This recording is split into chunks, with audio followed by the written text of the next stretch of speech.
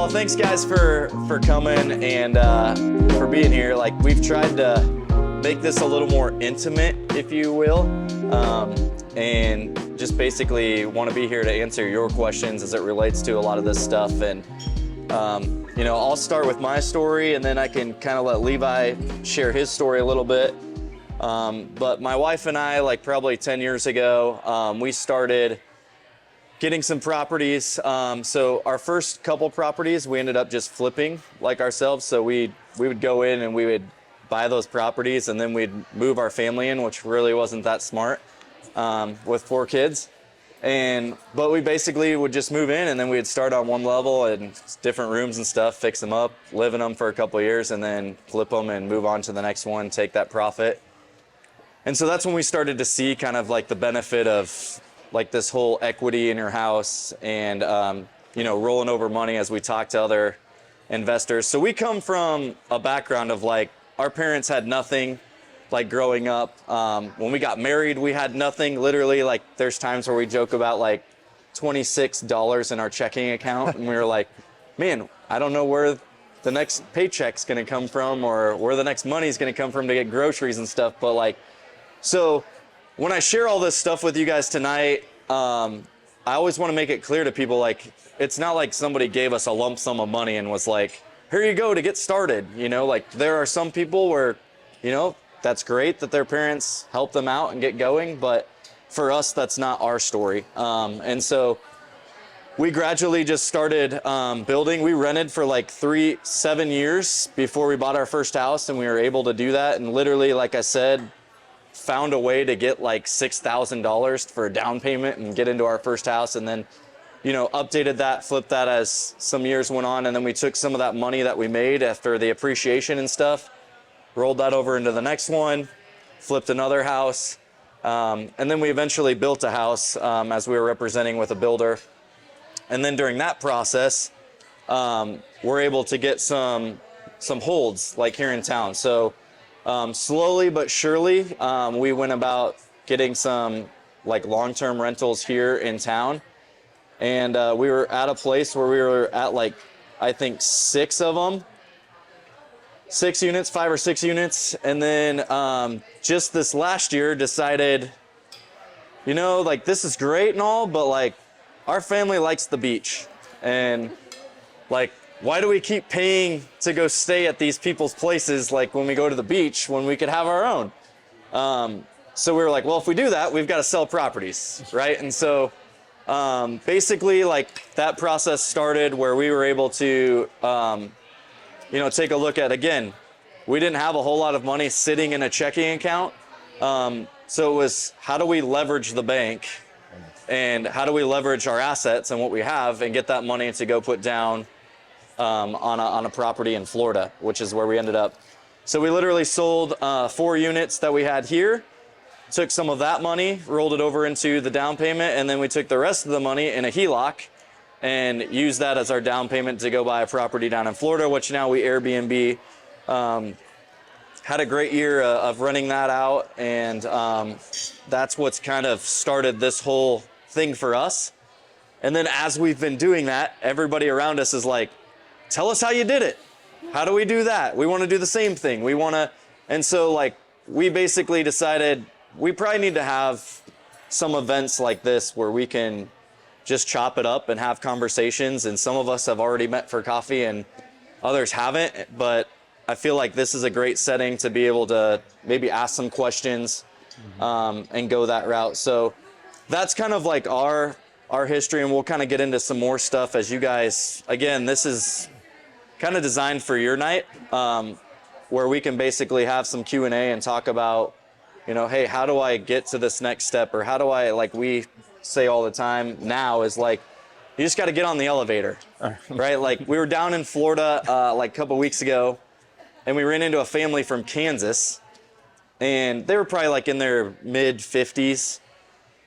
And they're like, what are you guys doing down here? And we're like, oh, we bought a place down here like a year ago. And they're like, oh, sweet, where at? And we're like, Miramar Beach. And they're like, oh, we did too, like 15 years ago. And I'm like, oh, that's cool. And they're like, we just basically bought our 3rd property like down here in Florida. And that's what we did, is we bought in Miramar, and then we bought in Santa Rosa Beach, which is in 30A, and then they like upped and bought like a nicer property like in 30A.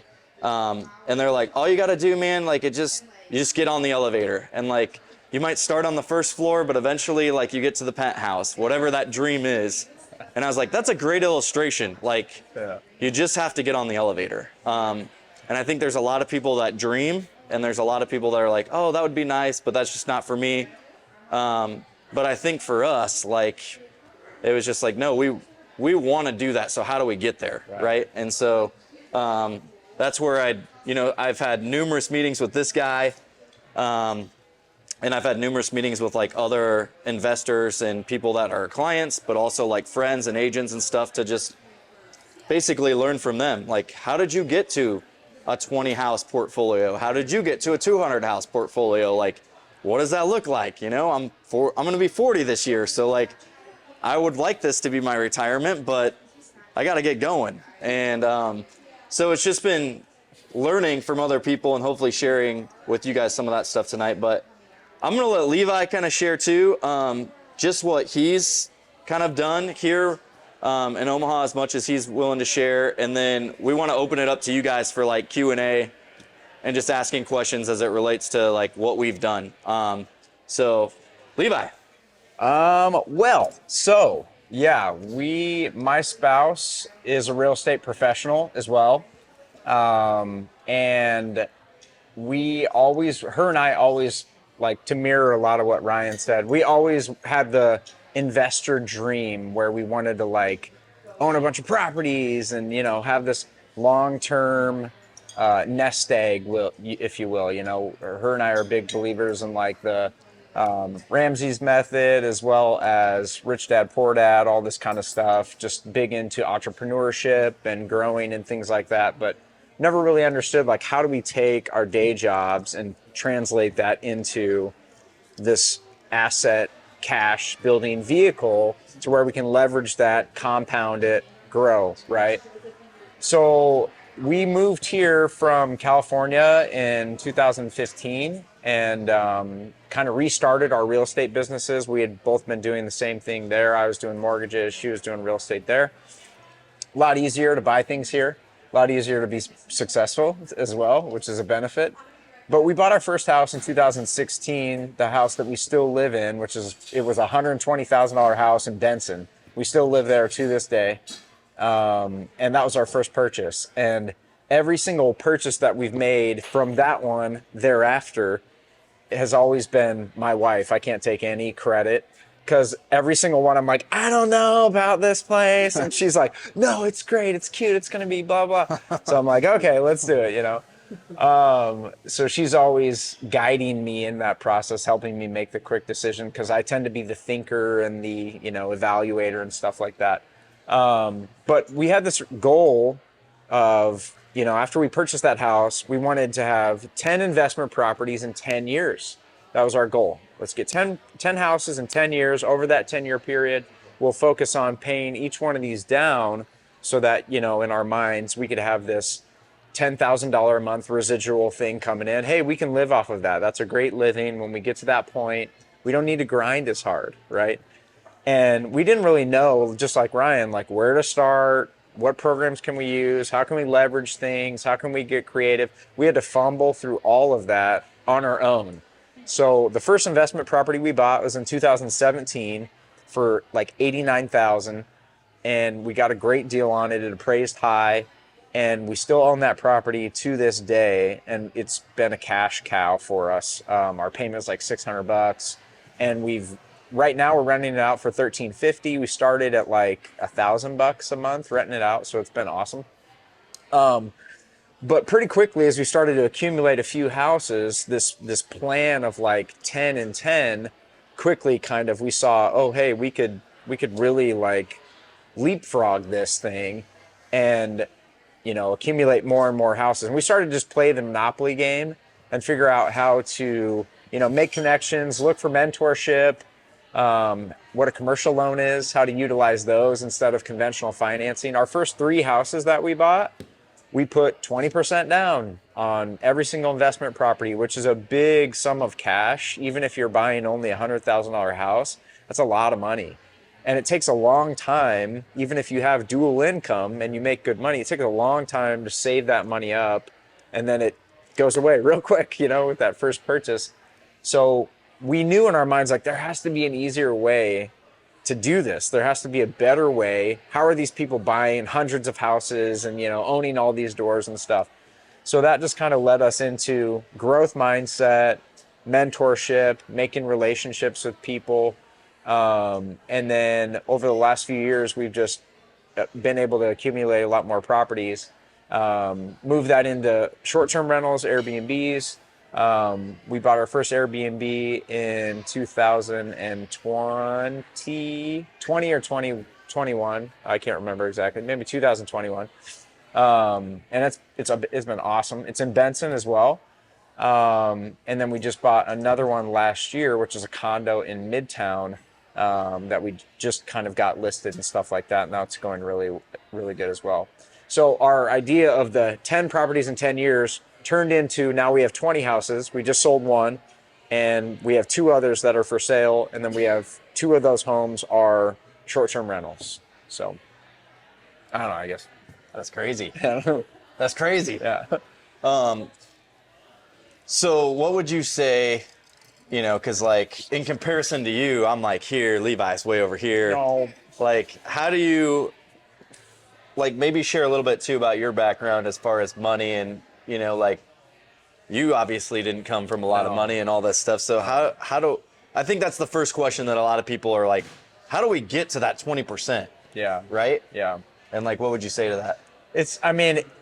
The first couple are probably... It's tough, yeah. The first few houses, if you're getting into investing in real estate, there's almost no way around it. You're not going to be able to go into any lender and be like, I want 100% financing on an investment property. It's just not going to happen. There are those loans out there, but you have to build those relationships. People have to know you. You have to build, assets, and you have to look really good on paper in order for people to give you that kind of leverage. So there's almost no way around your first couple of properties. You're probably going to have to put 20% down on, right? Or the easiest way to do it is house hacking, which is you buy your first home as a primary residence. You put your minimum down payment, 3%, 5%, depending on the loan program, live in that house for a year, and then transition that into a rental property, rinse and repeat. Find the next house the next year, so on and so forth. You're moving around a lot, but if you look at your home as an asset, and you try not to get emotionally attached to it, which is a lot easier said than done. I'm still in the house, the first house that I bought in 2016, and we've dumped a ton of money into it. And I say all the time, when people ask me for advice, I say, the thing I wish I would have done is not got emotionally attached to my house and just bought homes over homes over homes. So I think that's the easiest way to start. You buy your own house you live in, you convert that to a rental property, a cash generating asset. Some people here at this table have done that. I did that with the house earlier on. Sean did that with one of his properties. So that's a really easy way to start compounding a first couple of houses, if you don't mind moving around a little bit. And then as those homes get rented out, the market appreciates, maybe you do improvements to those properties, you're going to gain equity, which equity is just money that's created out of thin air, right? That's the Monopoly game. You can tap into that cash and you can leverage it and use it to buy other assets. I'll finish with that stuff and then open it up to you guys. Like, I was literally meeting with one of my clients today who's an investor, and we were kind of throwing around this whole talk actually right here about just people living in houses and all that kind of stuff. And I said, I think that's a difference between like when we were growing up and like the generation now, like our generation and the generation below us, is our parents bought a house and they lived in the house for like 20, 25 years, right? They didn't move. Yep. But I feel like our generation and this generation, I looked at our lives and I'm like, we haven't lived in a house for more than like 4 years, and then we moved to like another one. Right. And we take that equity and we're just like rolling it over constantly. And I think from an investment standpoint, if you're flipping houses or you're doing that kind of stuff, it's like that's why the clock's always ticking, right? Because you're like, we got to get this thing turned so that we can take that money and then roll it into something else, right? And so I think there's a huge generational shift too, which I think is moving into this Airbnb movement and all this other stuff as well. But I mean, I just sold a property in Florida like this last weekend, and the seller was a for sale by owner.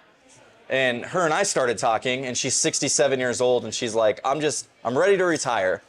And I was like, that's awesome. Like, where are you moving to? And she's like, well, this is going to be my last one that I sell. I've already bought a place like a mile down the road by the beach. And I was like, what do you mean your last one? Like, how many have you had? And she goes, oh, honey, like, she goes, I had 17 at one point. Wow. And they were all over the country. And she's like, I bought my first one when I was 24. And then year after year, I just started buying up in places that I like to travel. And she's like, and I did the Airbnb thing before the Airbnb thing was like an actual thing. Like, I would rent my place out as a vacation rental to people, and that was my income. Yeah. And so she literally like turned that into, you know, early on in her life, like this was her money generating machine and her retirement. And so I was like, gosh, like the more and more people I run into, like, and have these conversations, you're like, this has been going on for years. Like, this isn't something new.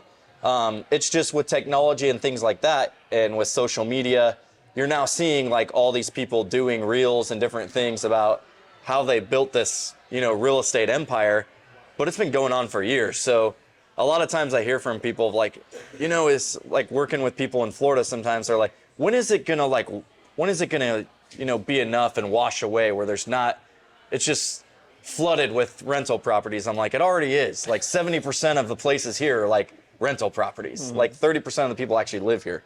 They're like, oh. So it's like, it's going to everybody always wants to take a vacation, right? Mm-hmm. Like, and so especially when you're at places where it's warm and you're by the beach or you're in the mountains, like those are going to be the places that are always going to be like renting out. So anyways, I will leave you with that as far as, you know, if there's anything that I would say after tonight is like, find a way to get on the elevator.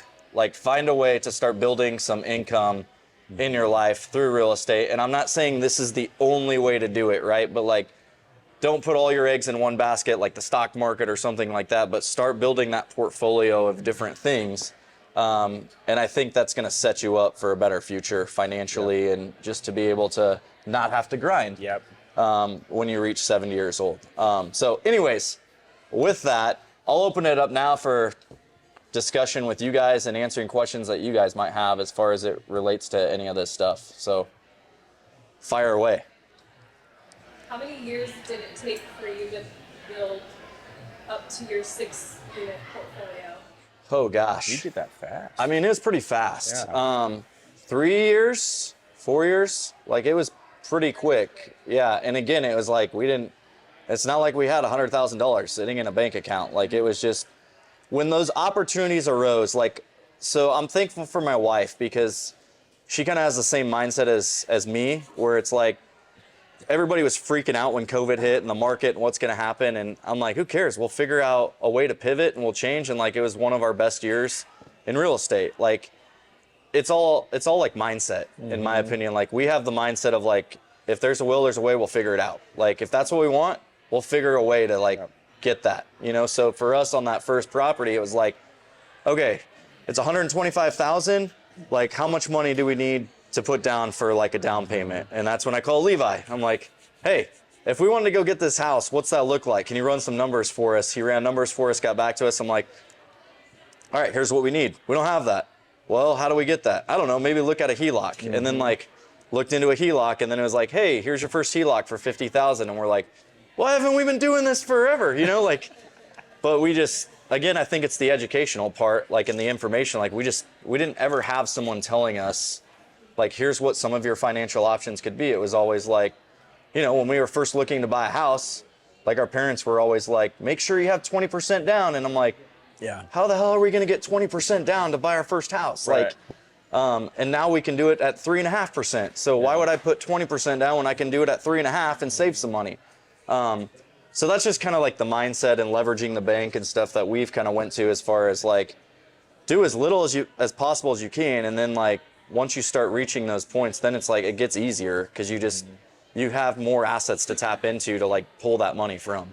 Our very first one was a client of mine, and he was an investor, and he had a ton of properties, but he was looking to liquidate and sell some of his single properties for like multi-property. So he had some single units that he first got, and then he got some multi-units, and then he just bought, so this will kind of give you an idea of like how he's worked his way up.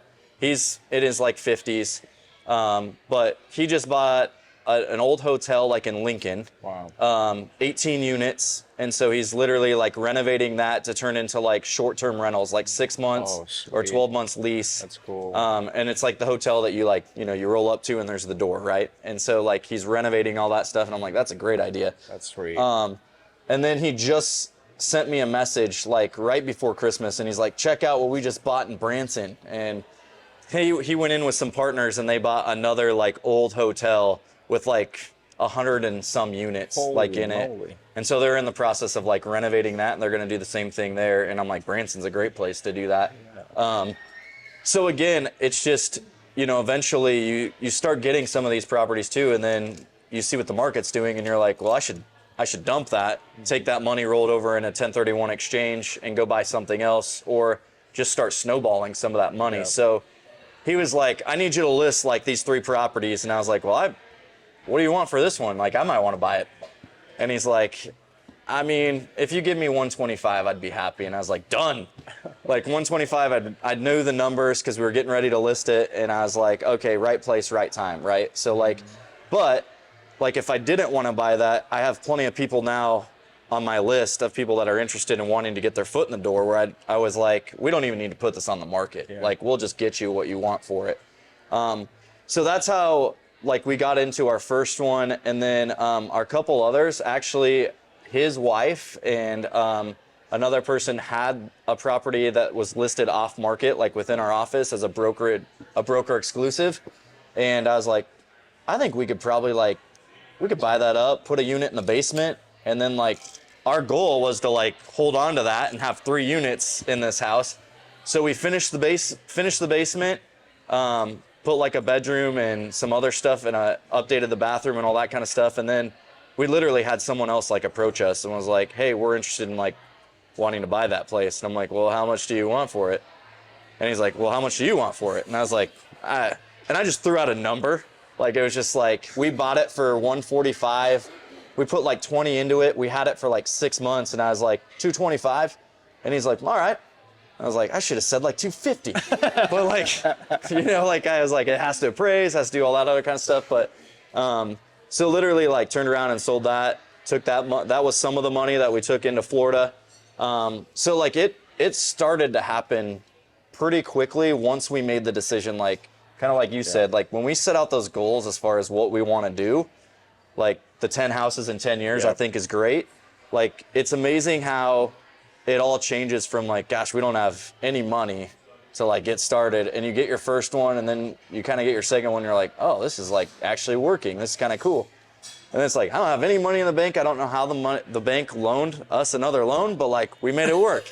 And so it just like, again, starts snowballing, I guess. And so everyone I've talked to too is like, your first couple of houses are the most difficult, right? Because it's your money that you're having to come up with out of your own pocket.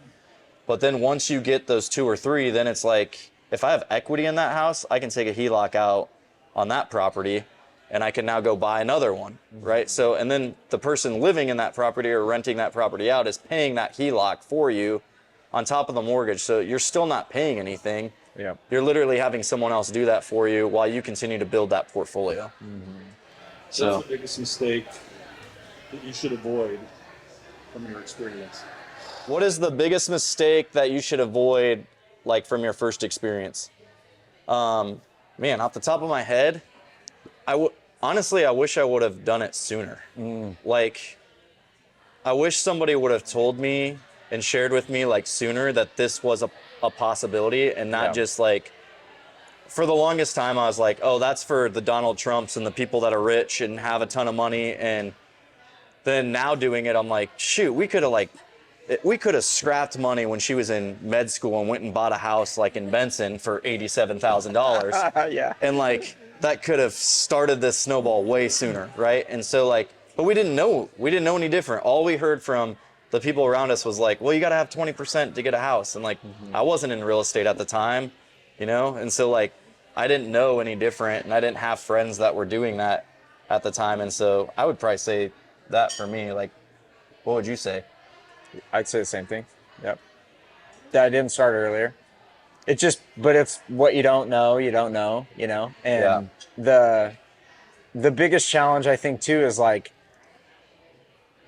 at least for me and Rachel, we were always like, there has to be a different way, right? There's got to be a better way. Somebody's doing it, And we didn't, I think we didn't seek those people out. Yep. We knew they're out there. We didn't seek them out early enough on. Like we kind of, we could figure it out. Like we fumbled through it on our own, which was okay. We figured a lot of it out. But had we have like, reached out to the big realtor or the big investor or whatever and try to pick their brain, set the coffee, I feel like we maybe could have gone faster, gotten more. But it's sometimes too, it's like your peer group isn't going to know the answer, right? So you have to go outside of that. And in my industry, I'm a mortgage lender, if people don't know. So because of how banking is regulated, technically I'm self-employed. Like I have my own hours, I do whatever I want. What I bring in as far as loans is how I eat.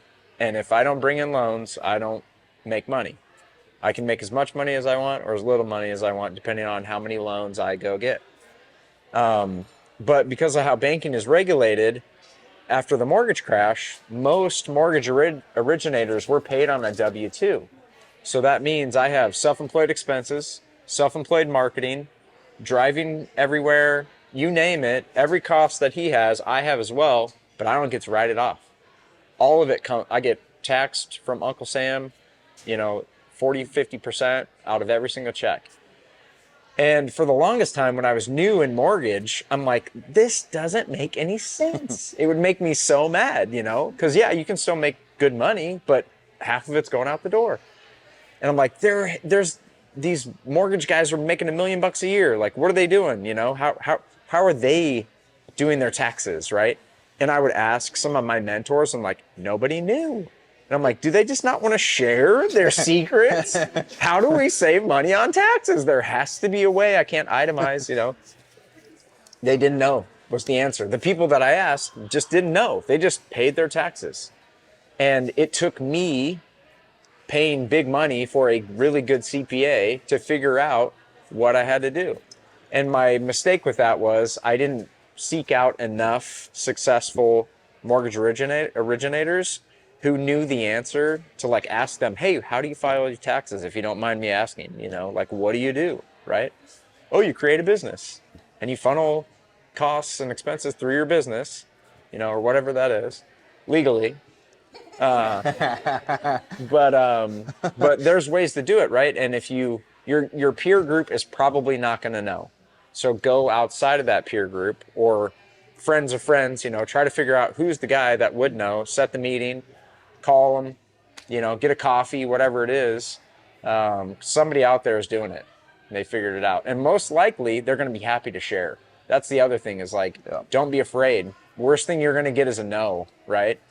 Touching back on the HELOC, so pulling, to get good equity out of the home, pulling the HELOC out of your home, there's obviously a risk benefit with that. You're taking equity away from your primary home. Mm-hmm.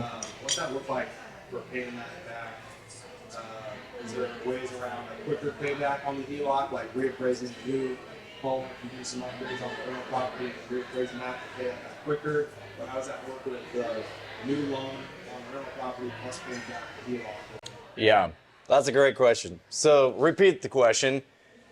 Basically, Blaine was asking if you have a HELOC loan and what's the quickest way to start paying that HELOC back, right? If you're especially taking it out on a rental property or something. You want to speak to that? Sure. Okay. So a HELOC, did you say in your primary? Okay. Yep. Yep. Okay, so if you, does everybody here own a house?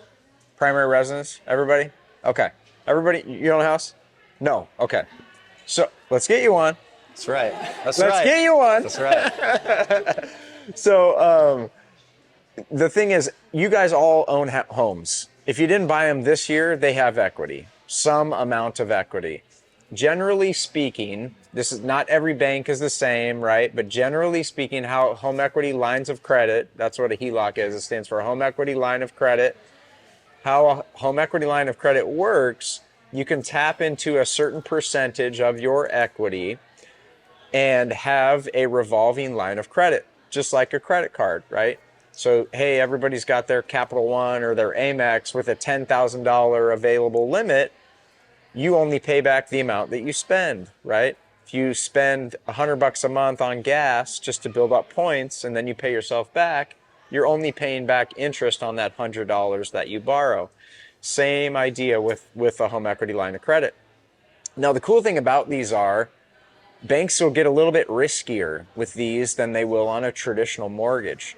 So with a home equity line of credit, generally speaking, you can borrow up to, and every bank's a little different, but generally 95% of your assessed value. So you go look up what your value is assessed at on the tax assessor website, 95% of that, or if you want to get an appraisal, because you'll end up getting more value, 89% of your appraised value. So usually that's like how banks, that's kind of their max. Now that's a lot of money, right? You can borrow up to basically 90% of your home's value.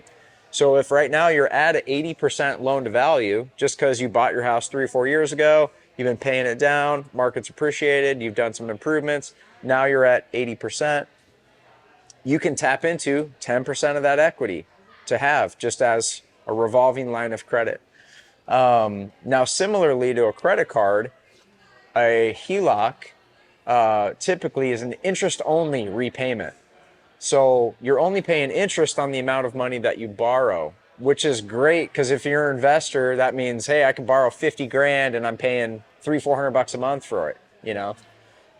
It's also risky because you're not paying down the principal balance. But it can be as an investor, it can be one of your best or sharpest arrows in your quiver, so to speak.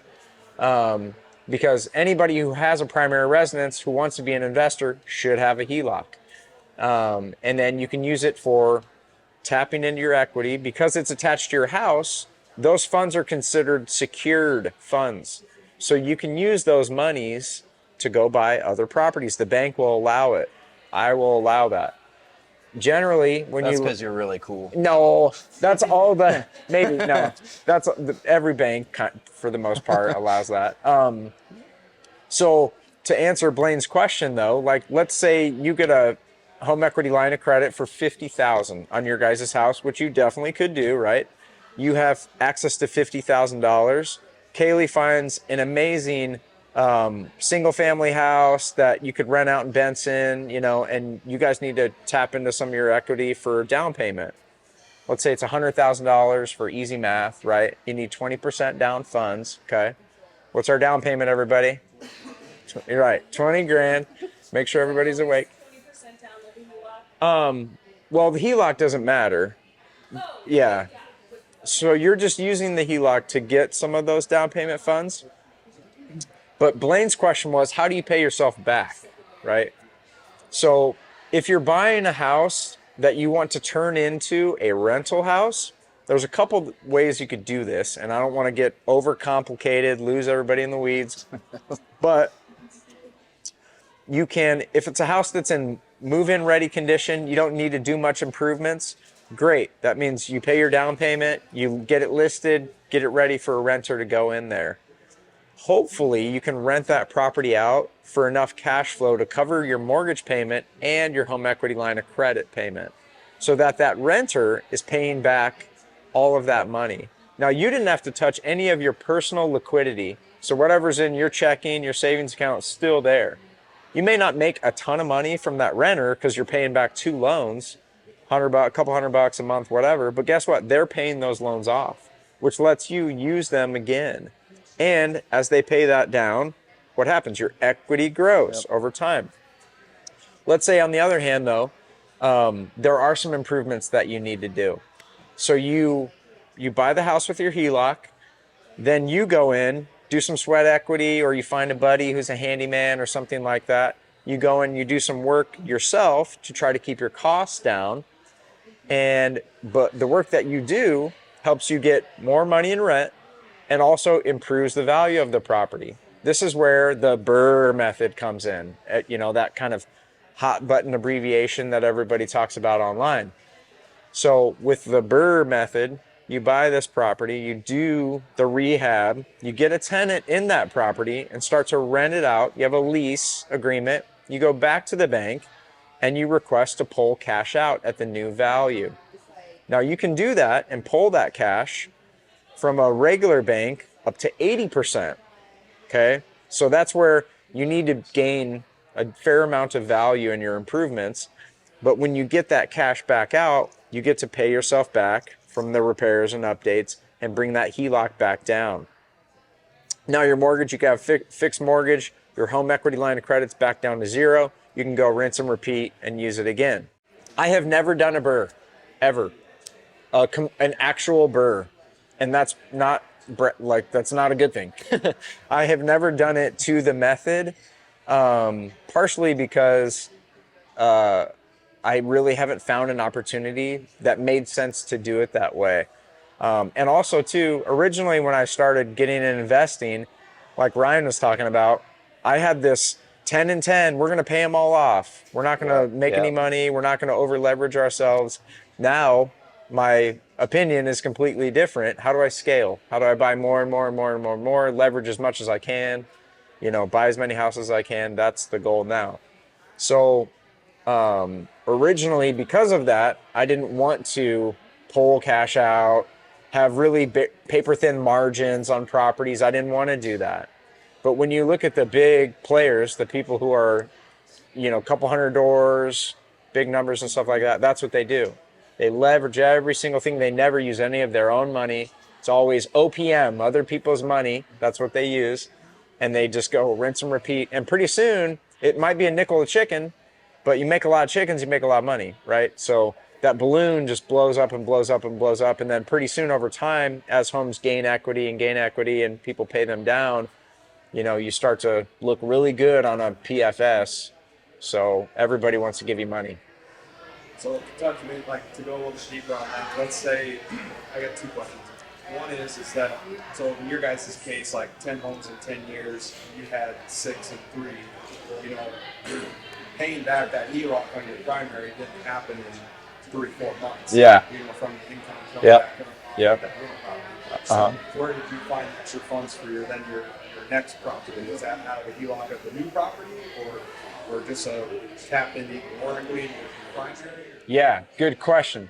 Repeat the question. Yep. So Blaine's question was, as we started to gain more properties, if we didn't pay ourselves back on our HELOC, on our original HELOC, then how did we go purchase those other properties? What other cash did we do? Did we continue to pull equity from other properties? So for my answer is kind of a combination of them. My wife and I would continue to kind of grind in our regular jobs and save as much cash as we possibly could while maintaining a very low cost of living in our house in Benson. So we did that on purpose so that we could try to hold on to a lot of our liquidity to use to go buy assets and things like that. So in combination with pulling some equity, we started to make some connections and do some mentorship, and we figured out, oh, hey, there are things out there called commercial loans. What are these, right? So we found out that through a commercial loan, we could do a little bit more creative financing. And commercial lenders, because they don't follow all of the TRID guidelines and the RESPA guidelines, because it's a business loan, there's a lot more flexibilities. Some banks will let you do loans based off of the appraised value, which a bank like a secondary market lender like me, we don't do that. We do a loan based off of the appraised value or the purchase price, whichever is the lower of the two. So a commercial loan you can get off of the appraised value, which means if you can go out there and hunt for a really good deal and buy a property below market value, sometimes you don't have to bring any money to the table because the house has enough equity. That's all the commercial lender cares about. Our collateral, is the collateral sufficient enough for us to go out here and lend this money? So there are commercial lenders who will do 85% on the appraised value. And I've bought properties with investment properties with $3-4 grand out of my own pocket that I've been able to go cash flow and stuff like that. We did find, to answer your question, so we got lucky. Part of getting into being an investor is you have to train yourself to look for any opportunity. And it doesn't matter if you don't know, oh my gosh, if I find a good deal, I don't know how I'm going to put it together, so I'm just going to not go out there and hunt, right? But if you change that mentality and think about, there's always a way to come up with the money. Whether you have to partner with somebody, get creative on financing, there's always a way, for sure. You just don't know what that is, right? So once you figure that out, it makes you feel a little bit more emboldened about finding deals. So you start to just listen everywhere for opportunity. My spouse came across a good deal where there was an estate, and a friend of hers who happened to be a realtor, actually, her dad had inherited his dad's property, which was free and clear. The grandpa, he had passed away, and the house went to this other realtor's dad, and it was an older home in a not so good part of town, and he didn't really want to deal with it. And she reached out to some people she knew and said, hey, anybody interested in an investment property in this part of town? And Rachel said, yeah, what are you thinking? What are you thinking on the numbers? Oh, my dad wants 50 grand for it. And I heard that number and I was like, I don't care where it is, go buy it, Yeah. So turns out we go look at the house and it's immaculate. Ranch house, 2-car garage, like 3 bedrooms, 1 bath. I'm like, this is a gem. Oh my gosh. So, but we also come from moral, ethical backgrounds, right? We didn't want to feel like we were taking advantage of the situation. So both of us went and sat down with the guy and said, look, like, just being honest, you could get more money for this house. And he's like, no, it's cool. I'm happy with this amount.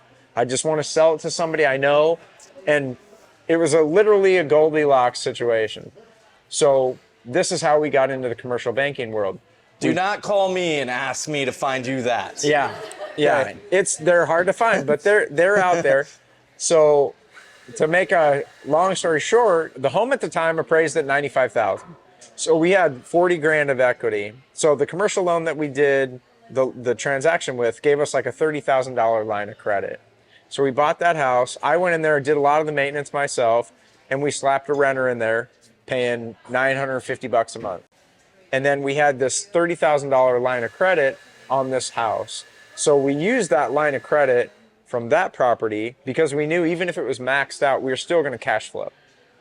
So we went and used that line of credit on that property to go purchase 3 other houses, is kind of how it worked out.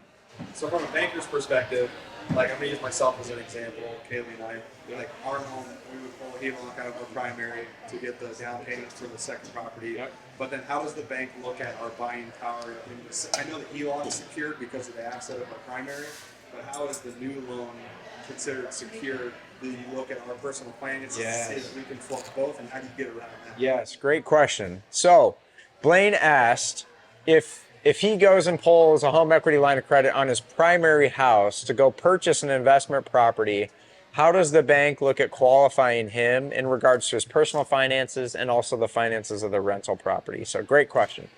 So the answer is, as long as you have decent financial standing, the investment property doesn't matter that much. It doesn't impact your personal finances as much because whatever the amount of the collected rent is on the new property will offset the mortgage payment.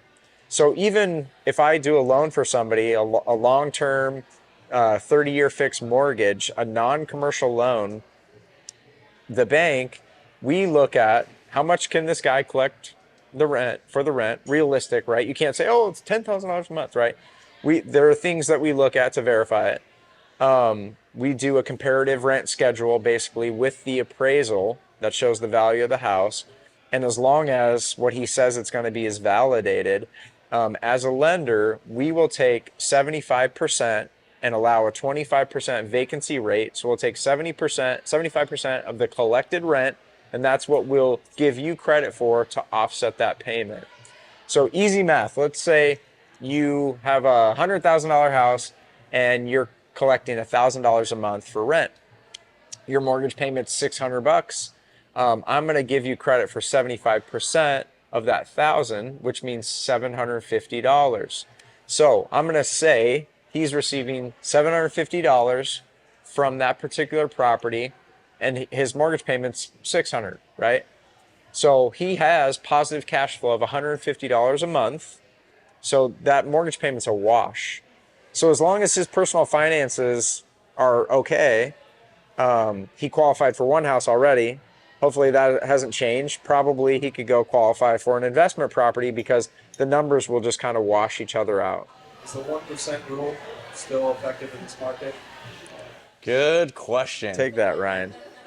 So the 1% rule. So for those of you that don't know, like the 1% rule. So, you'll hear a lot of investors say like, it's not a good deal unless you can get 1% back from that investment. So again, using numbers, you buy a $100,000 house. Can you get $1,000 in rent from that house, right? If you can't, then they would say like it's, not a great deal. I would say that we've been in this market now for, I would say at least the last 3 or 4 years, where it's difficult, at least here. Like there are opportunities for sure. Like you just heard one that like has come up, but I would say for the most part, it's difficult to find that, like just because of one, the amount of appreciation that's happened, like over the past 3 or 4 years. And so that's kind of what moved us into like the Airbnb thing, right? Because we were like, well, shoot, if we have to go pay $200,000 for this house that we think is a $150,000 house, like, can we get $2,000 in rent for that? And, when you're like, hey, what's if it happens to be a place that's being rented out or whatever, you look at other houses in the area, you're like, man, they're pulling in $1,350, $1,400. I'm like, there's no way I'm going to get $2,000 in rent for that. And so that's what kind of made the decision for us too, when we were thinking about, okay, so how do we kind of pivot from what we've been doing, right? And trying to get all of these houses here in Omaha, and maybe go make some more money somewhere else. And that's for us where we kind of like ran the numbers and we're like, I'm not going to waste my time trying to find that 1%, and all these deals over here. I'd rather cash out and take advantage of this market, get that money, and then go purchase something in a place that like I love to travel and I love to visit and get paid more than what I was getting on these properties here. So that was the other thing of running numbers, because it was like, a lot of these investors that have been doing it the last 15, 20 years, even 10 years, they still got great deals, right? And it's still a great deal for them because rent's been going up crazy over the last few years. And so like for them, it's like, this is awesome. Well, for someone like us that just gets plugged in right away, we're like, man, we're cash flowing like $300 a month. Like this is going to take us forever to get out of that. And then also then it's like you cash flow $300 a month and then you're like, okay, you're 8 months in and the HVAC goes out and you're like, great. Now all that money that I just made, I'm wasting to go put a new HVAC in, and so now I'm starting over. And so for us, that's where we're like, yeah, this doesn't really make a whole lot of sense. Now, again, there are still some deals out there. There are still some people that are like, I know that we're in this for the long game. And so, yeah, we're going to make $300, $400 a month on cash flow, but like 15, 20 years down the road of owning that property, somebody else is making that payment. It's going to get paid off. And now that cash flow is going to move to $2,000 by that time, probably, when they're renting out, when they were renting it out for $1,300 a month 15 years ago. So I think it comes down to there's not a right or wrong answer. Like it kind of depends on what are your long-term goals and what are you trying to achieve and do? Yeah. That's why I think it's nice to have a mixture of, those different types of rentals. So like, Levi, like he's got 2 Airbnbs, but then he's also got some long-term rentals in there, and so like, I think it's good to have those things, but also other avenues where you're going to make some additional money a lot faster. Yep. That's where even like flips come into, I think it's really hard to flip here in Omaha, just because there's so many investors out there now and the appreciation and everything else. So it's like, okay, great. I go find you a $200,000 property. It needs some work. You dump 50,000 into it. Now you're at 250. Yep. Can you get 2,500 out of that in a rental? Or can you sell it for 275, 300 and make $25,000, $50,000? I don't know. Like, it's pretty rough to see like some of those numbers. So I think when you're working with a real estate agent and you're looking at some of these things, like I think that's where you get the guidance as far as, hey, what are the other places in our area looking like from a short-term rental, long-term rental, Airbnb rental? What makes the most sense for us, right? And then again, goes back to your goals. Like, do I want to make a lot of money really quick? Yeah. Or do I want to let this prolong itself and do a long-term thing and see what happens? And so, I mean, that's why we kind of jumped to the Airbnb. I had a question maybe about taxes. Like when you rent, you have to pay taxes, but is it on like income level? And I know if you buy a house and you live in it for 2 years or longer, there's no taxes on the appreciation if you sell. Mm-hmm. So what do you guys do in relation to taxes? Because we're talking about $300 cash flow. Uncle Sam wants that more than you. Yep. So how do you keep it out of his hands? So his question was relating to taxes and like, how do you keep as much money in your pocket as you possibly can when you're doing a lot of this stuff? Number one, I will say I'm not a CPA, so I need to go on record and say that. This is not tax advice. Yes, this is not tax advice or anything like that. But my first actually answer to that is like find a good CPA that has done, that has history and experience working with investors that have invested in real estate. Yeah. Because you'll learn so much through that process as far, like, to be honest with you, there's a lot of stuff that I still don't like know, but like I just go and sit down and I'm like, that's why I hired you. Like, you're the guy that's supposed to tell me how I can save money when it comes to like tax time, right? But I would say like that's my biggest piece of advice is like I found a great guy that had experience and that knew, and then it's like, okay, at the end of the year, here's all of my stuff, right? And like, here's what we made. And so I'll kind of speak on that as far as, you guys have probably heard me say this too, is like when you get a property, like the first thing that I'm like telling all of my people now is like form an LLC. Like form an LLC, and then when that LLC gets created, you create a checking account for that LLC. And so then when it comes to tax time, when it comes to making payments and deposits being made and all that other kind of stuff, everything comes in and goes out of that LLC. Yeah. So at the end of the year, I can literally print out all of my statements, hand that over to my CPA and be like, here you go.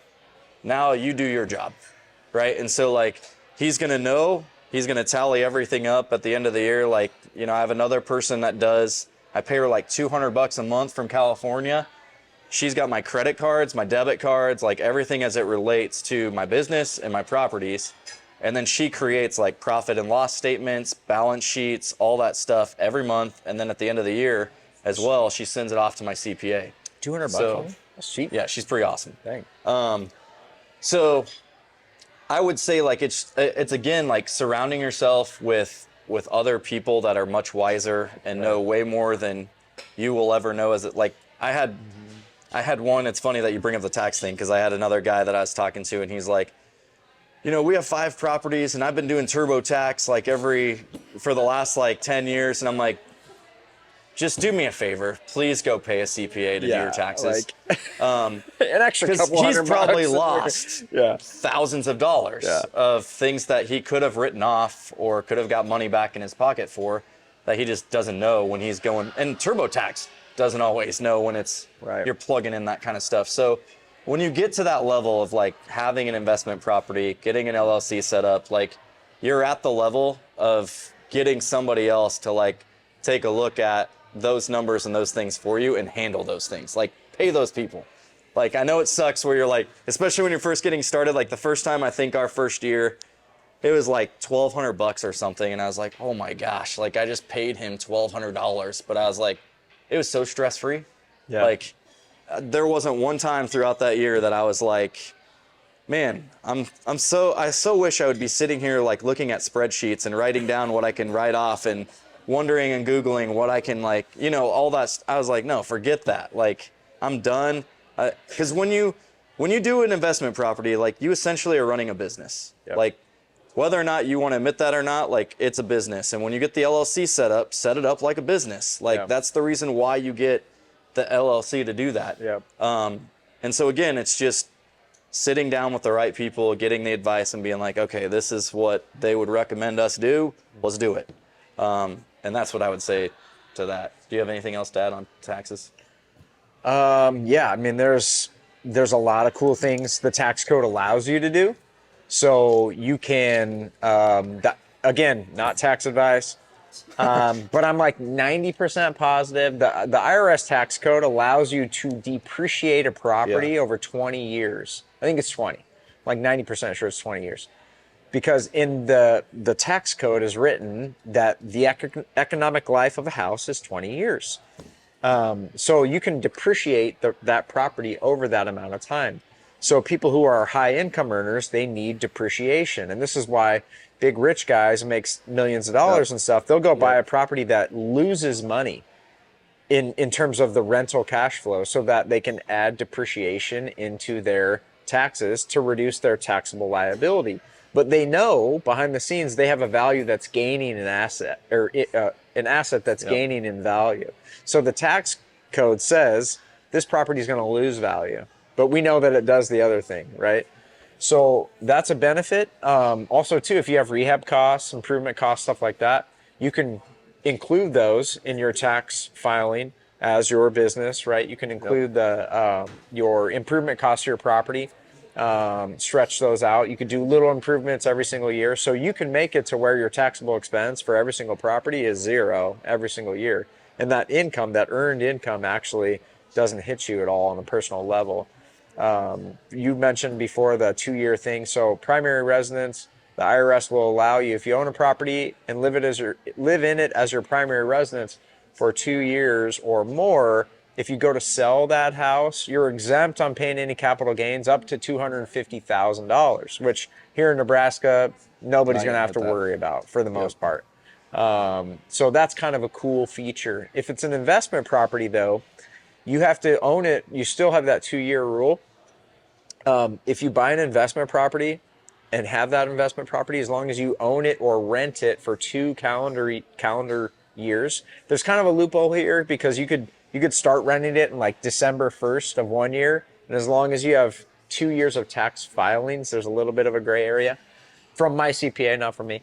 But you can, if you go to sell that house after that 2-year time frame, the IRS will count that as earned income. So whatever your regular tax rate is, you pay against those capital gains, basically. So like if your W-2 job or whatever it is, you're paying 25% tax rate, that will carry over on those capital gains. So if you make $100,000, in a profit from selling the house, if you pay 25%, you walk away with $75,000, basically.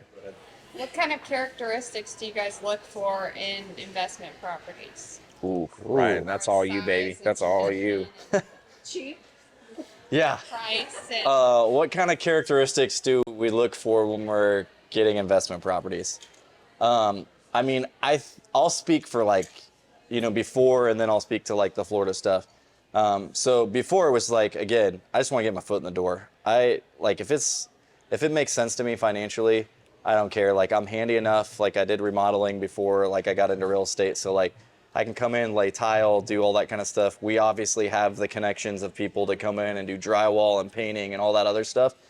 So like a lot of times, I think there's a lot of people that get scared with different things. Like when you're walking into some of these properties, like sometimes people walk in and be like, oh, there's mold over there. And I'm like, who cares? Like there's plenty of people that we know that can come in and take care of the mold, and you get kills and you spray it on there and Hit it with like, the Lysol. Yeah,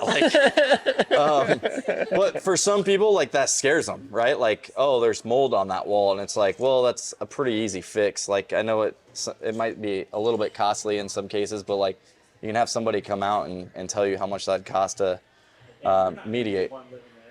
Right, right, exactly. John.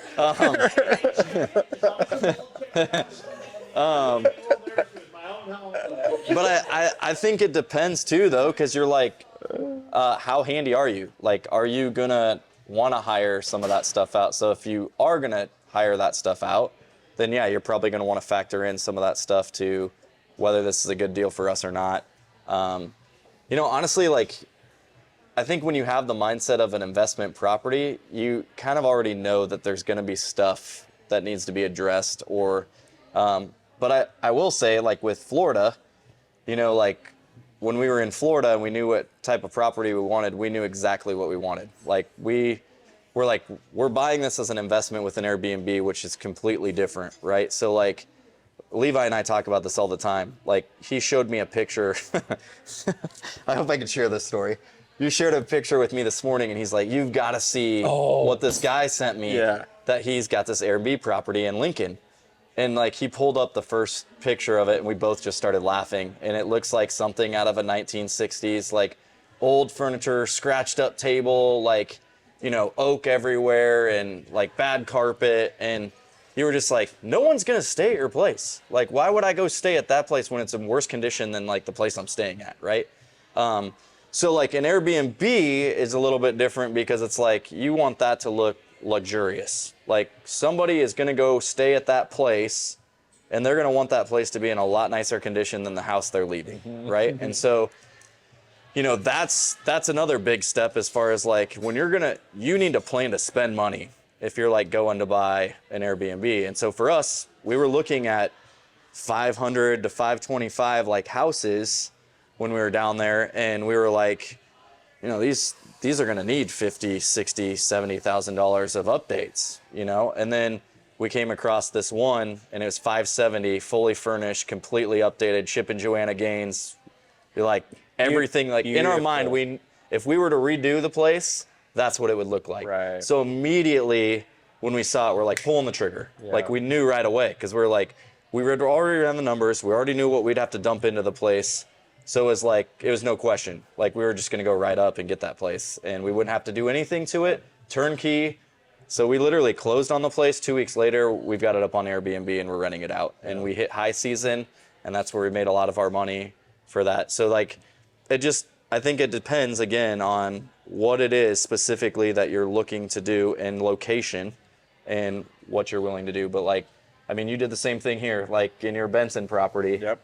There was a lot of blood, sweat, Oh, yeah. and tears in that place. Oh, yeah. But, like, after it was done, I was like, dude, this place looks amazing. Like, it was awesome. And just to see, like, what he had done to the place, I was like, Thanks. dude, there's no reason why this place shouldn't rent out, like, every night. And sure enough, it's, like, renting out all the time. Like, Yeah. What would you say vacancy percentage? It's not a lot. 20% maybe. Yeah.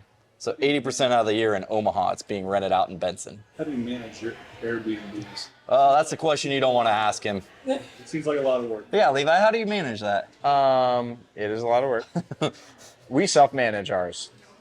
We don't have a management company. Now, I only do that because my wife is a realtor.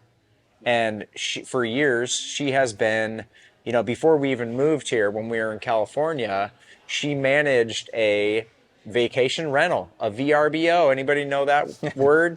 Before Airbnb was even a thing, she managed a VRBO for another realtor that she worked with. She managed it and handled all the bookings, scheduled all the cleaners. She did all of it. So as soon as, like, Airbnb became a thing and we started to grow our portfolio, we knew that was something that we were going to get into.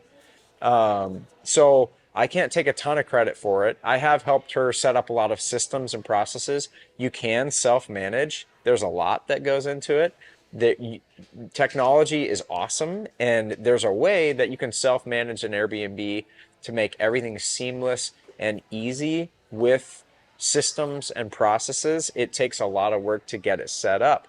Once it's all set up, it just runs, right? And then you only need to involve maintenance people, whatever, anytime there's an issue. Most people don't want to go that route. We are certainly unique in that sense that we self-manage. Most people who are investors, they don't have that acumen, and they're like, hey, I just want to pay the money, get the place, have somebody else deal with the headache, which is totally fine to do it that way. But the biggest thing is, like, to get to your question, finding the right property. So, and there's not really an easy answer for that, because it's something that just kind of comes with experience. But we knew in our minds what would be a really good short-term rental. So when we found this place in Benson, we knew right away. I saw it and I was like, dude, this place would be an amazing Airbnb. And it needed a lot of work. We like completely redecorated the whole place. We didn't have to do a ton of the structure of the house, but we completely gutted the backyard, did all these cool features and stuff. So there was a lot that went into it. For a long time, we originally thought we'll find a cleaning company here in town to do all the cleaning, and we'll just manage the booking side of it to make it easier. Well, we started to reach out to cleaning companies, Molly Maids, Kano Cleaning, all these different places here in town, trying to set appointments for people to come, take a look at the property, give us a bid. Nobody would show up, or they'd ghost us on appointments, or they just never get back to us with bids. So pretty soon we started to have bookings pile up, and we're like, oh crap. Fortunately for us, this house is like 5 blocks away from where we live, literally right down the same street. So we're like, all right, let's go clean it, right? So we kind of trialed by fire and had the first like handful of bookings we had. Ryan heard all about them in our weekly meetings. They were pretty stressful. There were some partiers and some crazy, all the bad stuff that you worry about happened to us in the first like handful of bookings. But we realized through that, we learned like, oh, we need to have 3 sets of sheets for every single bed, 3 sets of this, 3 of that, all in backstock. So guess what? If we show up and there's red hot Cheeto puke on every single bed, real story, we can just grab all those sheets and chuck them in the trash and put new ones on there, and it doesn't mess up the next person who's coming in 3 hours, right? So a lot of that kind of trial by fire. Yeah, he's shaking his head. I mean, it literally, I've made some posts, if anybody remember seeing those back in the day on Instagram, where I was like, I don't get what goes through people's minds. I literally don't. And some of the stuff I would find. But eventually, as we grew, Superhost status, all that stuff, you raise your prices, you weed out the riffraff a little bit. But I'm going long-winded here and losing my train of thought. The managing side of things is tough. We basically self-managed because we had to. And then after we started cleaning it, we realized this is pretty easy to do. We can clean the whole place in a couple hours. So then we started to think, well, every Airbnb booking is at least for our place, is $130 cleaning fee. If we have 10 bookings a month, that's $1,300 extra. So we're like, whoa, for 2 hours, like we could take turns, And then actually hired my mom. She's retired. So, hey, you want to come in here, pay you $20 an hour. She makes good money. We still make money on top of that. So that's kind of how it worked out. What if your Airbnb is out of state, not downstream? Yes, great Good question. question. What if your Airbnb is out of state? So basically, like for me, that was a stress relief, honestly. Like when I was like, dude, we're buying in Florida. This is great. I don't have to management. I will hire a company out. And so literally our company does the bookings, the advertising, the marketing, the cleanings, all that stuff. We have a manager that is specifically designated to like our property. So when all the cleaning gets done, she goes in there to verify that like, okay, this place is ready for the next couple that's coming in or family that's coming in. Stuff gets broken. She goes to Target or wherever the next place is to try to find a replica of whatever it was that got broken and just replaces it. Doesn't even tell us. And then it'll be like a couple weeks later, oh, hey, I forgot to tell you, like this plant got broken, but I already replaced it, set it up like over in the corner where it was, blah, blah. We like show up. I'm like, I didn't even know we had a plant there, but that's cool. Great. So it's just stuff like, for me, I was like, I am happy to pay out, we pay a 20% fee for that from every booking that happens. So like they don't get paid unless our place gets booked out. So it's motivation for them to keep our place going. Calendar. But then also like it's the accountability too, where, like this last week I was texting her and I was like, okay, I was sharing with this group, your first year of like the Airbnb, and I learned this from this guy, is like your goal is to get to like superhost status as quickly as possible. So like you want to rent your place out and get 5-star reviews as fast as you possibly can. Yep. Because then you'll move into like superhost and you'll move up on the page and your place will be shown a lot more than it will from like the other people. And then when you get that superhost status, like then you're able to like increase rates, do all that other stuff, do more of a minimum stay. And so like I just learned that where I was like, okay, like let's just get this place. Like, so this last year, like on our Florida property is like freaking get as many people in there as you possibly can. Mm-hmm. And so literally like there were times where I was literally looking at some of our rates and I was like, $79 a night? Yeah. Have you seen our place? Yeah. I'm like, there's a Motel 6 down the road that's charging like $120 and we're charging $79. Yeah. But literally she was like, bear with us. Like the goal is to get as many people in here as we possibly can, as fast as we can. Because if you're as much as the Motel 8 or a little bit less or a little bit more than them, they're going to go stay at the Motel 8, but like, let's get them in your place and then start building up those reviews and stuff. Mm-hmm. So I literally was texting her like this last week and like, all right, now that we've got through like this year, what do we start doing to like increase some more net flow? Like we're talking money now, like this is a business, right?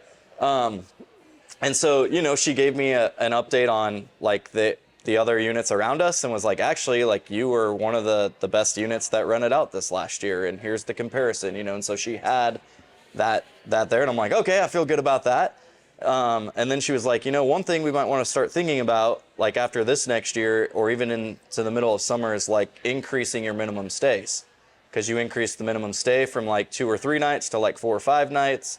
You get people to pay more and stay longer. Right. But again, we're still kind of in that stage of like, we just want to keep pushing people through, right? And building that rapport and those reviews. Mm-hmm. And so I told her, I'm like, all right, I want to be at like 50 5-star reviews like the end of this year. And that's going to be a lot. And I don't know if we're going to hit it. Right. But like, that's a goal that I had where I'm like, let's really try to push. Like we've got the system down now. Let's push for like those reviews. And so we can start working our way up into like that super host kind of thing. So that person you're talking about, is that through Airbnb or is it a third-party management system? Third-party management system. So the question was, is the property management company we hired through Airbnb or a third party? It was third party. Like we had done, I have my real estate license down in Florida. So like that was one of the first things that I started asking like other agents is like, who's the reputable like property management companies around here? And so we interviewed, like 3 or 4 of them. And then we were like, all right, this is the one we like best. Let's go with them. And, and they all do certain things, right? So like, there's some that are like, hey, we'll just handle the bookings for you, but you have to set up the cleanings and whatever, but our percentage will be 10%. As I was going back to like the Airbnb thing and like the luxurious thing, like I have an investor here in town that's getting ready to do one in Elkhorn, and like, he's doing a lot of it himself and hiring out the work, but like he's finding a lot of deals on like tile and like the high upgraded stuff to make it look luxurious, but he's getting, stuff on clearance, and he's getting these deals where he's saving some money as far as like having somebody else like come do it.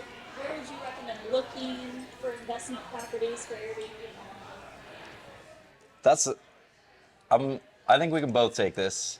I'll share some, like, so I have investors that are around downtown, that Little Italy, like some of those places down there, like are almost rented out every single night. And a lot of those are like business people that fly in that don't want to stay at the hotels, that they just stay downtown because they like downtown or they've got to get up the next morning and go work down there. I think in today's age, this kind of changes, and why I think the Airbnb market is so great is that a lot of people can work from home. Yeah. So like a lot of people when they're booking, they don't really care where it's at, as long as, again, it's sexy and nice and like a place where they can feel like they're getting away or a step up from like their place at home, or it's like their place at home where they feel like it's home to them. Yep. So I know people out here in Elkhorn that are doing it. I know people downtown, Midtown, Benson. So I feel like Omaha's a thriving like city, and there's a lot of businesses here. Like, you know, we've got Facebook, LinkedIn, Google, like all those other places that are big companies, and a lot of people that work from home here, and a lot of businesses thriving. So I think it's a good market wherever you're at. That's my opinion. And there's a lot of people, like, we have crappy weather for the most part, but we have a lot of cool things that bring people here. The zoo, College World Series, our events, the swim trials, the Berkshire Hathaway convention. Yep. There's a lot of big things that happen here every single year that bring a ton of people here. To Ryan's point, we also have an insane amount of business travel. You wouldn't even believe, and I didn't know until having an Airbnb, how many people travel here for business purposes, because we have healthcare everywhere. You know, there are big companies like LinkedIn, Google, Facebook, all these big companies. So people will travel here, and when they're looking for a place to stay, people are over hotels, right? They want to look for something that they can feel comfortable in, that has all the creature comforts of a regular home at an affordable price, right? So I think if you use the mentality that I'm going to try to compete with a hotel, but offer more value and more amenities, as long as you do that, you'll be successful. It doesn't necessarily even matter where you're at in the city. Now, I do think there are areas that are going to be better than other areas, like downtown, obviously. All your kind of hot pocket neighborhoods like Benson, Dundee, Blackstone, Little Bohemia, Little Italy, all these kind of little pocket areas. Any neighborhood that people go to on the weekends just for hanging out as Omahaans is going to be a pretty good idea that, oh, hey, if people are coming here, they're going to look to go to those kind of hubs, those little areas. So anywhere around there, our house in Benson is a 3-bedroom, 1-bath. But the majority of people that come and stay there are families who have young children who are going to the zoo. And the zoo's a good 12 minutes away, 15 minutes away from our house in Benson. But it's centrally located enough to where you can jump on, 680, everything's pretty close by, that we get a lot of folks who come in town for that. So I think the biggest thing for Airbnb for me is not necessarily where it's at, but it's what it is. Because with Airbnb, you have to do it. There is definitely a recipe, and there's a method to do that if you figure it out, you can be extremely successful. And it's all about creating an experience and a vibe, something that draws people in, that make them see this place and go, whoa, it's this same cost as a hotel. Why would we not stay there? Look at this awesome fire pit in the backyard, or this or that, right? If you create an experience, people are naturally going to be drawn to go there and do that. So at least for me, I think Airbnb is more about finding the house or the property. And then, when I go into a place, I'm like, whoa, I can see the vision. I'm like, this is what it could be, right? And not every house will offer that. With an Airbnb, you don't want to just like, oh, hey, let's go find a place. Oh, here's a good one. Let's turn it into an Airbnb. It has to have something that you can, take a blank canvas, create it into this great experience for people. Do you adjust your prices for what's going on? Yes. And we learned that the hard way. Do you have like a calendar? Do you write everything down? Like, how do you manage what's happening in the city at any given time? That's a great question. It is a great question. So she asked, how do you, first of all, like, do you adjust your rates based off of what's happening, like, within the city and events and that kind of stuff? The answer is yes. And then how do you get access to all of those events and those things happening? Yep. So we learned this the hard way, that if you self-manage, again, this is one of the benefits to not self-managing. But it also is kind of cool because you can figure the stuff out and like, oh, hey, we know in June and July we can crank our rates up to $276 a night and we're going to be fully booked still, right? So it's one of those things, a little bit of trial by fire. We bought our house, I can't remember the year, I think it's 2021, in like June-ish, June or July of that year. Had a bunch of stuff going on, so we actually didn't even get our rehab and our work done until like late August to mid-September. I think mid-September was the first booking that we had, and so we pretty quickly rolled into the winter months, and things were kind of slow. And we had to, I mean, there were a few nights we were like $45 a night just trying to get people in there to cram the calendar, because you can still make pretty good money if you have 20 days out of the month at $45, like it's still not bad, right? So, but as we moved into like November and December, we were starting to get bookings out for the next year. And I'd be getting notifications on my phone like, people are, I'm not into sports, so I don't know exactly when the College World Series, when, June or July or something? Yeah. July? It's June. Yeah, so we're getting all these bookings for June, and I'm like, oh, this is great. Like, we're getting all these bookings, but we're at like $45 a night. And I'm like, Rachel's like, oh my gosh, and we figured it out. We're like, oh, we have to go in and manually adjust all these times. We're getting bookings for like March, whenever the Berkshire conference is. I think it's March or April. So we're getting tons of bookings for then. And we had almost the entire month of June like booked out already at like $45. And we're like, oh. So fortunately, a handful of those people ended up canceling as months went on, and we were able to adjust our pricing. But it was a learning curve where we literally had to sit down and go, what are the events that happen here every year? The swim trials, that's every 2 or 4 years, I think. But we had to figure out what those things were and plan accordingly to adjust our calendar. And if we ever, now we've had this place for 2 years, so if we ever get into a point where our calendar isn't really performing or we have a lot of vacancies, we crank that baby down. So like right now, our February only has like one booking for the whole month. So we've reduced our cost. People aren't traveling right now. Economy's weird, a lot of stuff going on. But so we've adjusted our cost to try to cram the calendar full, because ultimately that's the game. Yep. That was a good question. Yep. And I would add to that and say, like, there's a ton of people on social media that, like, all they do is talk about, like, hey, this is what's happening in Omaha this month. Yes. This is what's happening this week, Yes. or whatever. And so as you're following those people, you're like, okay, there's a lot of big stuff that's coming up. Like, time to adjust some rates, So I would say, like, use that to your advantage, too, as far as what's coming up. Like, the Bud Crawford fight, there was a lot of Airbnbs where you saw that get cranked up. Like, there's a guy in my neighborhood, he made like $7,000. Whoa. Like that weekend. And I'm like, $7,000? Dang. But like, he knew Bud Crawford fight. Bud's coming in. It's a big fight. Like, I don't follow boxing, but I know who Bud Crawford is, and he's from Nebraska. So like, everybody wanted to be here. And so it's just stuff like that where you just know, like, all right, we can probably adjust like rates for these things.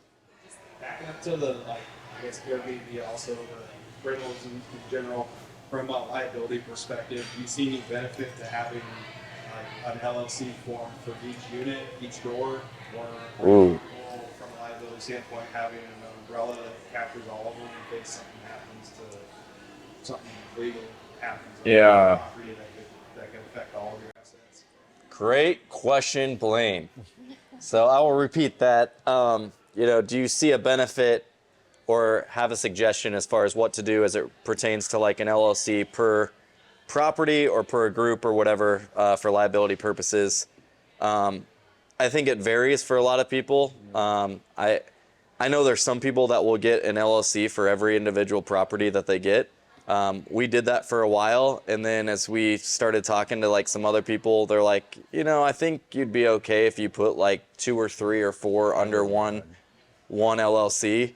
I will say, like, for us and from what I've seen other like clients of mine do and talking to other people that have been doing this a long time, I feel like it's usually around 4 or 5 where they're like, if you got 4 or 5 under one LLC, then it's probably good to cap that one off and then start a new one if you go to more. And the reason being just because like if you have all of your properties under that LLC, so let's say Levi's got 20 properties and they're all under that and somebody goes to sue him, they can go after all 20 of those properties, right? But like if you start having like the 3, 4, or 5 that are under one, they can only go after those assets, right? So you kind of start to protect yourself from the different assets that you have. Can you move them? Yeah, I mean you can move stuff around To all the different time. LLCs, Yeah, you mean? Yeah. for sure. You just do like a quick claim deed, and so So you like sell it to yourself? It's a title transfer. yeah, it's like through a title company or an attorney, and you can just literally do like, and then they file with the courthouse releases, and then you can move it over to a different name. Now, I will say there's a caveat to that. It does depend on the type of financing that you have, Yes. how you can do that, because it can be tricky with like a regular conventional type loan to take title in an LLC. You can do it as long as you're the sole owner of the LLC and the sole owner of the property. Or if you buy it as an individual and you quit claim it later to the LLC, again, you can do that as long as you're the sole owner of the property and you're the sole owner of the LLC. Or if it's a husband and wife combo or whatever, you own the property together, you own the LLC together, that's fine. Because a lender, there's a due on sale clause in a mortgage deed of trust that says if you basically do a title transfer without permission of the lender, it's considered almost like a sale, and you're changing the terms of your mortgage deed of trust. Technically, they can call your note due. It's a gray area though, and the path to doing it and not getting in trouble is making your payments on time so nobody looks at you. But then the other thing is, as long as you're the owner of the LLC and the owner of the property and you transfer them that way, I couldn't say like, oh, I'm the owner of the LLC in this property and I'm going to quit claim Ryan onto title as well. That ain't going to work. But if you do through like commercial financing, it doesn't matter at that point because a lot of times they don't really care. You're buying the property as a business entity. If you're moving things around in and out of different entities, it's not that big of a deal. Would you say that real estate is like the safest investment options out of the ones that we have available, or do they all just kind of shake out the same as far as like stock market or mutual funds or anything like that? I mean, I'm biased. Yeah. I was literally, I'm like, you're asking two of the most biased people. I mean, I will say this, like, I mean, there's a guy in our office that Sean and I have learned a lot from, that has been doing and working with investors for years. And the thing that I always come back to is like, there's so many people that think it's so risky, and I'm like, to me, I don't think it's risky at all. Like, yeah, you can worry about numbers and all that kind of stuff, but like, it's nothing new. People have been doing this for years, So like, there's people and there's systems out there that are proven to be successful, right? And I think it's pretty hard to fail.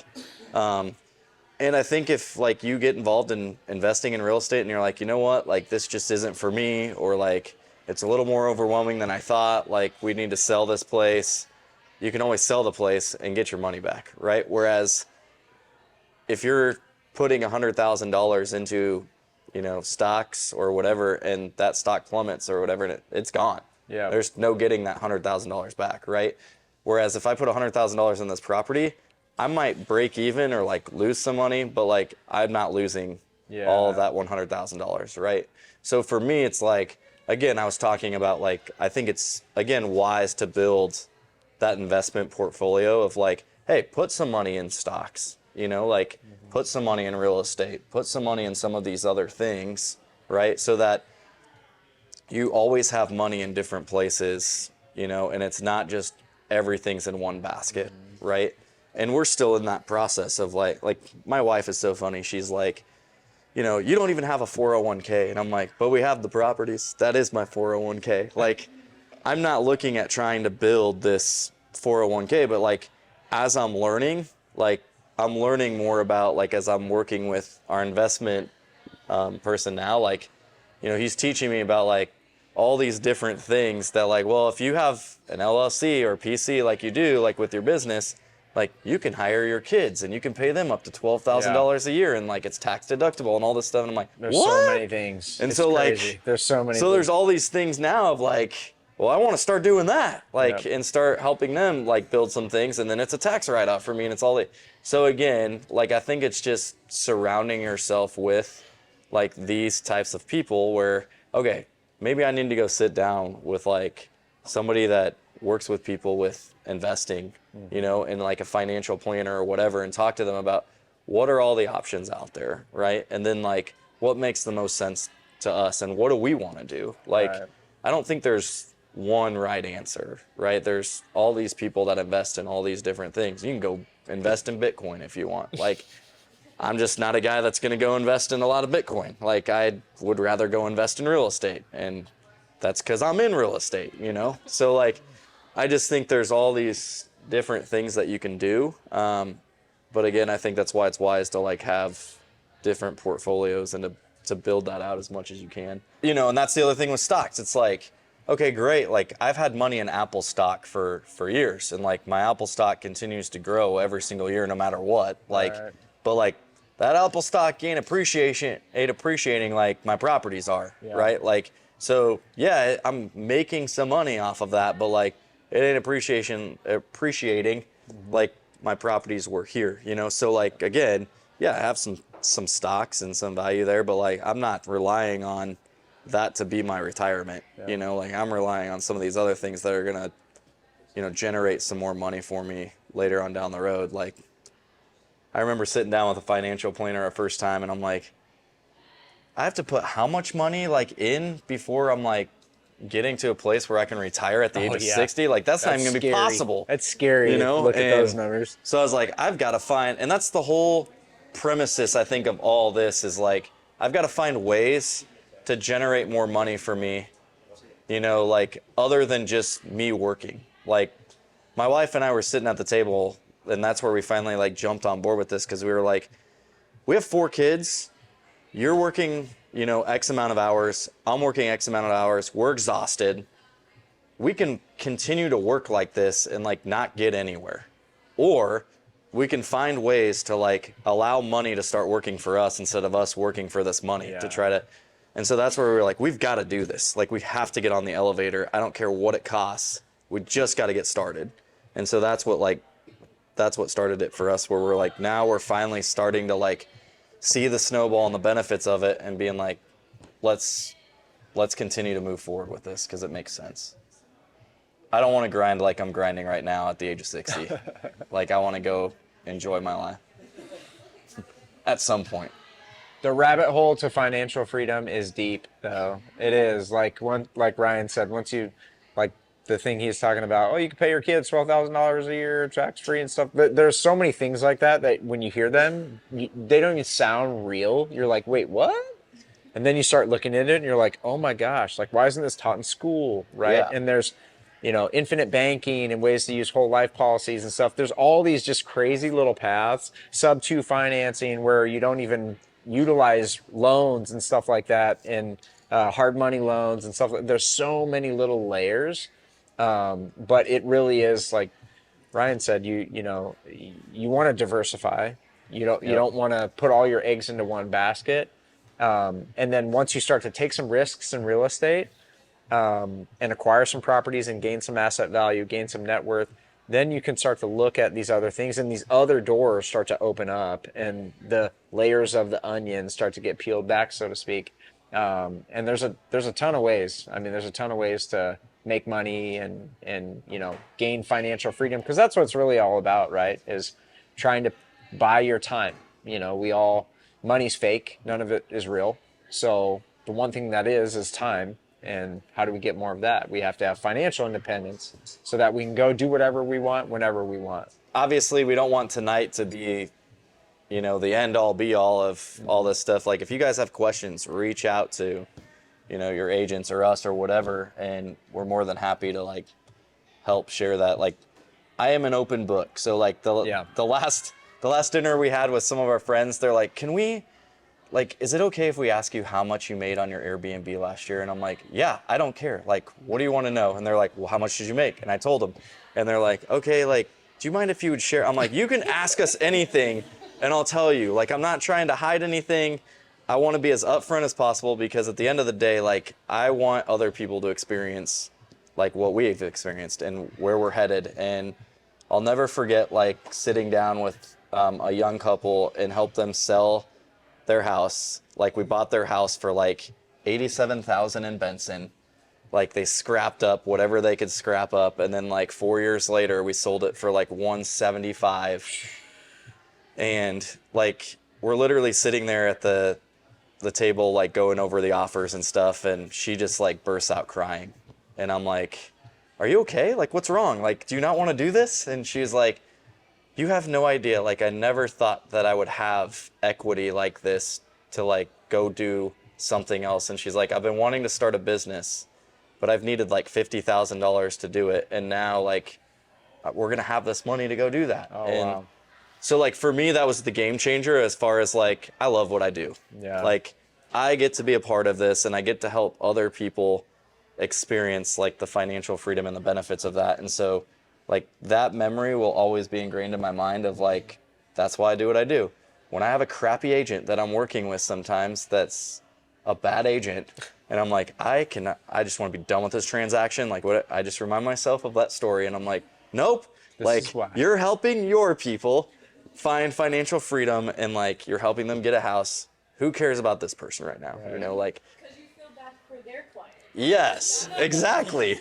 You do all the time. You're just like, man, like, and there's times where I'll have agents get mad at me where they're just like, these aren't even your clients. And I'm like, listen, when I go into a transaction, I care about like both parties. I care about the sellers and the buyers, no matter who I'm representing. Like, yes, I'm representing the buyer or the seller, but like, I literally want to have everybody, if we can, be happy when this deal is done. Like, that's the goal, right? Like, everybody's happy. But there's times where like that doesn't happen, and you feel sorry for those people or that agent or whatever, where you're like, man, that sucks for them. Like, they probably had a horrible experience. And then that's when you hear people that are like, our agent sucked, like, all right. And then it gives us as agents like this reputation of, so that's the stuff that like stinks and whatever. But this is why we do this stuff, because it's like, we just want to like give back and help other people experience what we've experienced and done. So I am more than happy to like share whatever numbers, things you guys would want. I know the rest of our agents would too, so that's just how we do business. So thanks for coming and being a part of it. Thank you. Yeah.